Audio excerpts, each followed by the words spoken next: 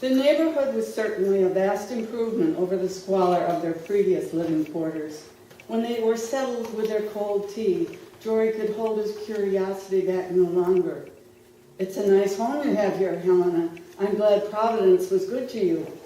"Providence, is it? Your father, that's who it was." Jory didn't think he heard right and stared at her dumbfounded. "It's just as amazed we were," she smiled. "Bedad, but Jesus, we never would have dreamed in a million years your pa would be so generous." "I don't understand." "Nor did we.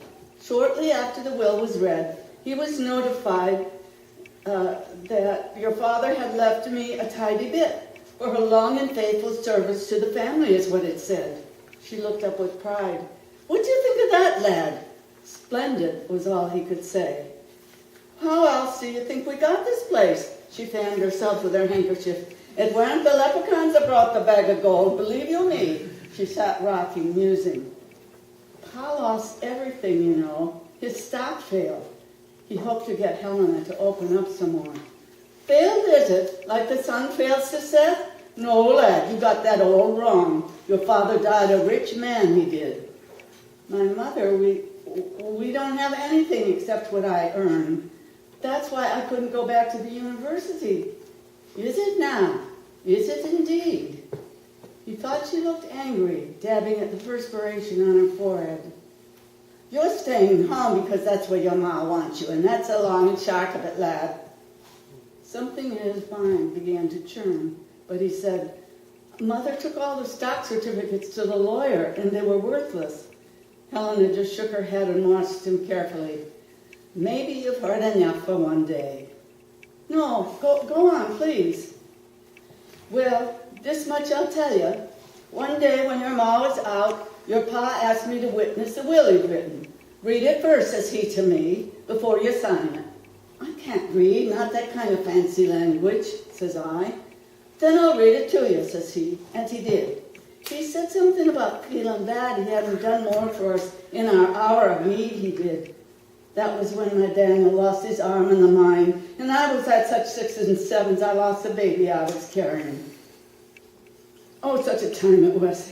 Anyway, he said he wanted to make it up to us. Saints be with us, you could have blown me over. Of course, I had no idea it would be coming to us so soon, or so much, God save us all. But it weren't more than 3 weeks later he took sick and died." "I see," said Jory. "Ugly pieces he didn't want to see were coming together."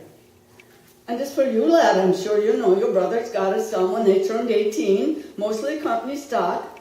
But your father wanted you to get your education. That's what himself said to me. And it was right there in the will that you would get your sum in cash when you turned to the age of 18. "Are you telling me that my mother—" "Believe what you like, lad. Believe in the fairies if it suits you, and put milk out for them so they won't take your firstborn like we did in the old country." His head was in a swim. Could this be? Had his mother imprisoned him with lies all along? "Helena, would you mind looking after Eliza for a while longer?" "Mind? It would be all the saints blessing me at once." He raced along the dirt roads all the way to the lawyer's office, stirring up a cloud of dust which lodged on his sweat-covered skin. He prayed he wouldn't be too late. He was determined to ferret out the truth. He had met Mr. Wilson a few times at the house. The lawyer received him warmly. "I was just closing up, lad, but come in, come in. I'm sorry to keep you, but it's important." "That's all right.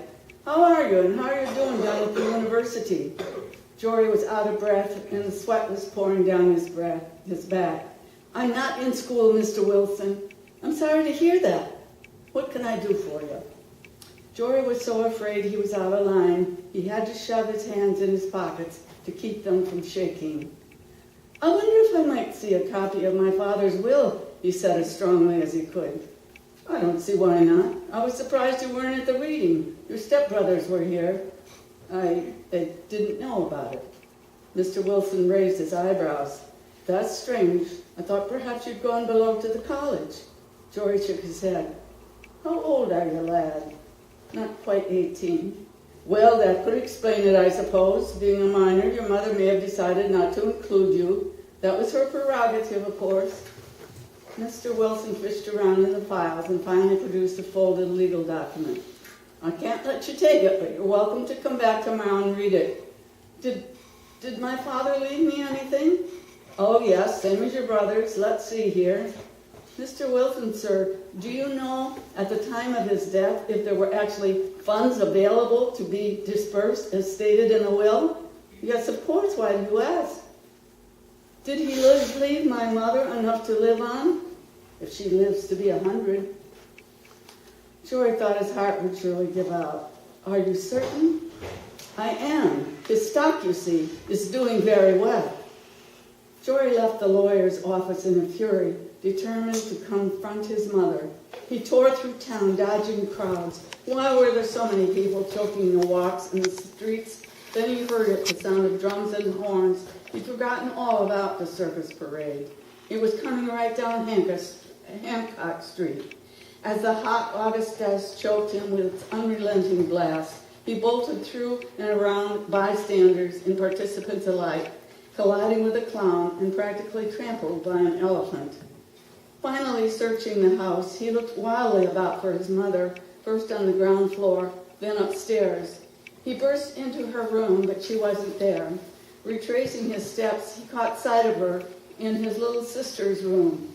She was on the bed with only a towel covering her. He bellowed, "What are you doing in Eliza's room?"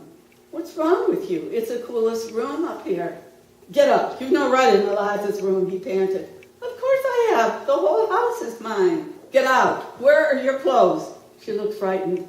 "I've just had my bath." "Get out." She rose, grasping the towel in front of her. "Jory, are you mad?" "Everything. It was all a lie. You don't need my money. You've enough to last forever." She trembled, and for a moment he thought she might faint. She stammered, "I had to tell you that to keep you here. Please try to understand, Jory." He grabbed her arms, and the towel fell to the floor. She tried to pick it up, and he kicked it aside. "Jory, let go of me." He lifted an arm and held it in contracted force, ready to strike. Finally, he willed it to his side, advancing toward her. "Deceit, that's all it's been. Lies, schemes, deception.